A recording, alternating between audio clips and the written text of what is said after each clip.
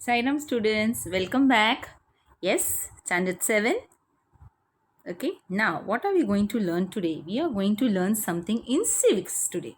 Okay, now what is the lesson which we are going to learn in civics?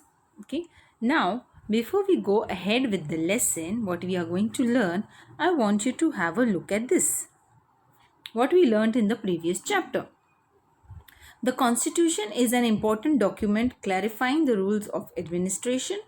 The Constituent Assembly made the Constitution of India, and our representatives have to carry out the administration as per the law laid down by the Constitution. These were the points which we learnt in our first chapter of civics. Yes, the Constitution is an important document clarifying the rules of administration. The Constituent Assembly made the Constitution of India, and our representatives, they play or they take the decisions on our part as per the rules and laws laid down in the Constitution. Yes, now what is a constitution? The constitution is the book which contains all the fundamental laws, all the fundamental rules to run a government. Fine. Now this constitution, we have presented it to ourselves. Yes, this constitution, we have presented it to ourselves. And the day when we started functioning according to this constitution was from the 26th of January 1950. We have learnt this in our first lesson. Now what are we going to learn ahead? Okay, now what is a constitution? Our constitution is the fundamental and the highest law of the land. A systematic arrangement of all the aims and objectives of a law is the preface to the law. Yes, now what is this? The systematic arrangement of all the aims and objectives of a law is the preface to the law. Preface means introduction. What do you mean by preface? It means introduction. So, what are we going to learn today is about the introduction of the Constitution. Since the Constitution is the highest fundamental, highest law and the fundamental of the land, so all those things related to it, the beginning, what does it begin with? We are going to learn it in this lesson. So whatever aims, objectives which are there of the law is the preface of the law. Okay. Now what is the preface? If you have seen your textbook, okay, so this is there in your textbook. This preface is there in your textbook. Yes, dear students, you have studied. So it is an introduction given to the students. Yes, every textbook has a preface, that is an introduction. So similarly, since our constitution is also a book, it also has a preface. So the preface is the introductory statement or the introduction of the constitution. Okay. Now, the preface to the Indian Constitution is called the preamble. What is the preface of the Indian Constitution called as? It is called as the preamble. Fine. The preamble sets out the objectives of our constitution. Didn't we learn? Whatever aims, objectives, laws, whatever is there in our constitution, everything is there in the preamble. Children, every morning when we have a school assembly, don't we say the preamble? We the people of India? Yes, that is the preamble which is there in our constitution. So all those key words which we have been benefited with is mentioned in the preamble. So the preamble sets out the objectives of our constitution. See, this is the preamble. Each and every textbook is having this preamble. The Constitution of India, preamble. We, the people of India, having solemnly resolved to constitute India into a sovereign, socialist, secular, democratic republic, and to secure to all its citizens justice, social, economic, and political, liberty of thought, expression, belief, faith, and worship, equality of status and of opportunity, and to promote among them all fraternity, assuring the dignity of the individual and the unity and integrity of the nation.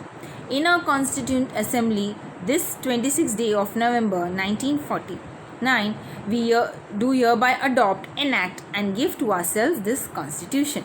So this is the preamble of our Constitution, the introductory statement of our Constitution, and that is what we are going to learn in our second chapter, preamble to the Constitution. Okay, so the preamble is the preface of the institution of the Indian Constitution is called as the preamble. What does the preamble begin with? Yes, we say our preamble. So what does it begin with? The preamble begins with the words, we the people of India, means we the citizens of India. Yes, so the preamble begins with the words, we the people of India. Fine.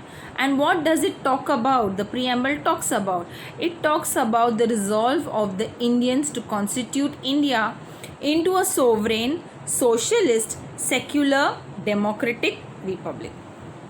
Okay, so these are the words which are mentioned in the preamble, which we say every day when you in the assembly, right children?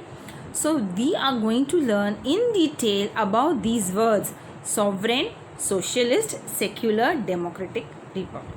Okay, so we will see one by one what do these words, what do these keywords mean. Yes, so it is there that we have to, in according to the constitution, our nation has to be like this. So the first one, sovereign. Yes, sovereign. What do you mean by sovereign? Sovereign state. India is a sovereign state. But was it earlier like this? No. India wasn't a sovereign state. What was it then? Okay, the British ruled over India for over 200 years. The rule of the British ended on 15th August 1947. So on this day, 15th August 1947, we got our independence, and from that day onwards, every year 15th August we celebrate Independence Day. But before that, India was not a sovereign nation, but it was ruled over by the British for over 200 years. We were free from the foreign rule. So after 15th August 1947, we were free from the foreign rule. So that is the meaning of sovereign state, where your nation, your country does not have any foreign rule. You, the people, are the rulers of your country. So no foreign rule over a nation is called as being a sovereign state. The word sovereign means that a country is not under the control of a foreign power. Yes, in the pre-independence period, India was under the control of the British. Yes, major part of India was controlled by the British. So we were not a sovereign nation at that time. Now we are a sovereign nation because we do not have any control of a foreign power over us. Is this clear, children? Fine, we will move ahead. Sovereignty means the ultimate authority to govern yourself. Sovereign and sovereignty is same. Means what? Ultimate. We have the authority to govern ourselves. So it is our own rule which we have over our country. No foreign rule will be accepted in a sovereign nation. Okay. In a democracy, sovereignty rests with the people. We are having following the principle of democracy. So since it is a democratic nation, the sovereignty, that is the rule, rests with the people. Now how does it rest with the people? We'll be seeing it ahead. Socialist. First was sovereign, now socialist. Socialist state. What do you mean by socialist state? It is related to the society. A socialist state is where the gap between the rich and the poor is minimum. Yes, now India is a country where we have the rich as well as the poor. So the gap between the rich and the poor should be very less. It should not be that the poor are very poor and the rich are very rich. That gap should be minimized. Yes, it should be minimum. So that is what a socialist state means. And also it means that it is ensured that wealth is not concentrated in the hands of few people. Are you getting me? So whatever wealth is there, it should be distributed among the people of the country. So that is why it is ensured, according to our constitution, it is ensured that whatever wealth is there, it should not be concentrated. It means all that wealth should not be there in the hands of a few people. It should be distributed. All the people should have a right over it. Am I clear, children? So we finished two: sovereign state and socialist state. What does sovereign mean? It means that we are free from any foreign control. And socialist state means where the gap between the rich and the poor is minimum. I hope this is clear, children. Fine. Then, so the next is secular. In our third lesson of history, where we learnt about the religious synthesis, there we learned that this secularism was very much prevalent even in the medieval period. It means that at that time people also believed in that the religions are equal. So according to our constitution, our country is a secular state. So what does this mean? Secular state. In a secular state, all religions are considered as equal. No one religion is the official religion of the country. So India is a country with so many religions, so not one single religion is not the official religion. Now for example, if you go to America, you will have Christianity as their religion over there. If you go to our neighboring country, Pakistan, they have Islam as their religion over there. But is it so in our country? No. We do not have any single religion to be the official religion, because all religions are equal. According to our constitution, all religions have equal rights. So all religions are considered to be equal, are treated to be equal in a secular state. Okay, now going ahead, people are free to follow any religion. Yes, it is not that hard and fast rule. If you are born in that religion, you have to follow that religion. You can change your religion as well. There are so many people who do change their name and they do convert into some other religion. In the constitution, there is a provision where we can change our religion. We can follow the religion which we feel like. So nobody can deny us or stop us from following any particular religion. Okay. The state or government cannot discriminate among citizens on the basis of religion. Yes, so the government which is there in our country, it cannot differentiate between people based on the religion which they are following, which they belong to. Yes, whatever rights we have, all the people have equal rights irrespective of the religion which they belong. Yes, I am a Hindu, I have the right to vote. Similarly, my friend Salma is a Muslim, she also has the equal right to vote. So that is where the government cannot discriminate citizens on the basis of religion. So that means India is a secular country, all religions are treated as equal, and everybody has equal rights. And the government cannot discriminate on the basis of religion. I hope this is clear, children. Moving ahead, democratic state. Yes, now what do you mean by democratic state? It means a country which is following the principle of democracy in India. Democracy means a system of government where of the people, by the people and for the people. Yes, so India is having the principle of following the principle of democracy. Let's see what does it mean. In a democracy, the sovereign power is with the people. Yes, so the ruling power is with the people. So all the citizens of our country have the right to rule. But since India is such a big country, all the people cannot participate in the government affairs. Yes, so whatever the decisions, the policies of the government is there, can you and me go and participate in the government affairs? No.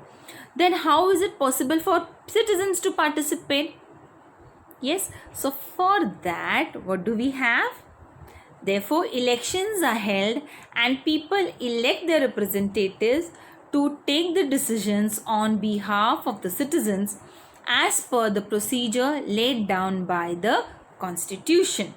Yes, children. So according to the Constitution, we have the right to vote or to elect our representatives. You know, you must have seen your parents going and casting out their vote, and then they have a mark on their finger over here. Yes, so that is showing that they have casted their vote. Yes, they have given their vote to their representative, isn't it? So that representative will be a part of the government which is formed. Yes, so whatever decisions is being taken by the government on the behalf of the citizens. Because India is a big country with so many people, is it possible for everybody to go and participate in the government? No, in today's time it is not possible. That is why there is a provision where we elect our representative, and if that representative wins the elections, then he or she will participate in the formation of the government and take the decisions on behalf of the citizens according to the procedure laid down by the constitution. So over there also the representatives cannot do according to his or her wish. Whatever decisions are to be taken, it has to be according to the rules and regulations and the procedure which is laid down by the constitution, because constitution is the book which contains all the fundamental laws and rules and regulation. So our representatives also has the right to take decisions on our behalf, but according to the procedure laid down by the constitution. Is this clear, children? Fine. Now moving ahead, Republic. Yes, 26 January we celebrate Republic Day. Why do we celebrate it as Republic Day? Because it was on 26 January 1950 that we started functioning according to the constitution. All this you have learnt it in your first lesson, isn't it, children? On 26 November 1949 we adopted the constitution, correct? 26 January 1950 we started functioning according to the constitution, so we celebrate it as a Republic Day. Now what does mean by republic? Okay, along with being a democratic nation, India is a republic as well. So over here all public positions are elected by the people and no public position is occupied on the basis of hereditary succession. Okay, so when we are talking about holding elections, yes, along with being a country who has adopted democracy, India is a republic as well. So whatever public positions are there, they are elected by the people and no public position is occupied on the basis of hereditary or succession. So see, every time when the elections are there, now if you take for example the state of Maharashtra which we are staying in. So the state of Maharashtra, when the chief minister is elected or the other ministers are elected, they have a term period which they have to complete of 5 years. After 5 years again election will be held and whoever wins the election becomes the representative, isn't it? So it is not that if suppose Mr. XYZ is the minister now, so after his term is over his son will not be the minister. Elections will be held, whoever wins the elections will become the minister. So that is why no public position is occupied on the basis of hereditary or succession, means it does not pass from the father to the son or from father to the daughter or from mother to the daughter or mother to the son. Hereditary means from father to the children and then so on. That is meaning of hereditary succession. So public positions like the chief minister, the prime minister, the president, all these positions or the ministers, their positions are occupied on the basis of elections where people elect the representatives. I hope this is clear. So republic, that is the meaning of republic, where people have a major role to play. Yes, people have a major role to play. Hope this is correct, clear, children? Yes. So republic means a country where all public positions are elected by the people and it is not passed down from one generation to the next generation. Like in olden times, there was a king of a particular region. So who would be the next king? His son, isn't it?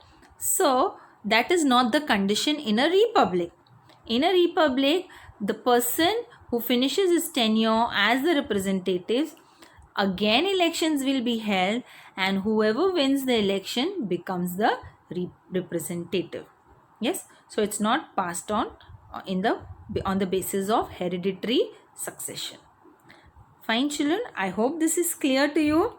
So what have we learned? We have learned 5 key words from the preamble. Sovereign. Yes, what have we learned? What did we learn today? We learned about the preamble, that is the preface to the Indian Constitution.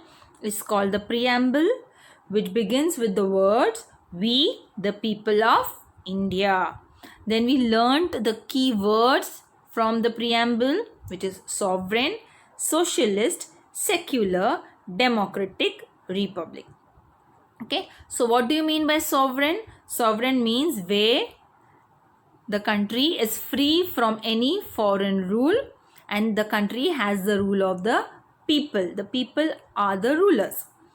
Then socialist. Socialist state means where the gap between the rich and the poor is minimum. Then we learnt about secular. Secular state means a country where all religions are considered to be equal. Democratic, we are following the principle of democracy where we have the government of the people, by the people and for the people, where citizens elect their representatives and these representatives take decisions on behalf of the citizens, but as per the procedure laid down by the Indian Constitution. Then republic. Republic means where the public positions are, the people who hold the public positions are elected by the people and it is not on the basis of hereditary succession. Okay children, so this is what we have learned in our first part. In our next part, we will learn the other principles also which we have accepted according to the preamble. So for then, Sai Ram students, thank you. Take care.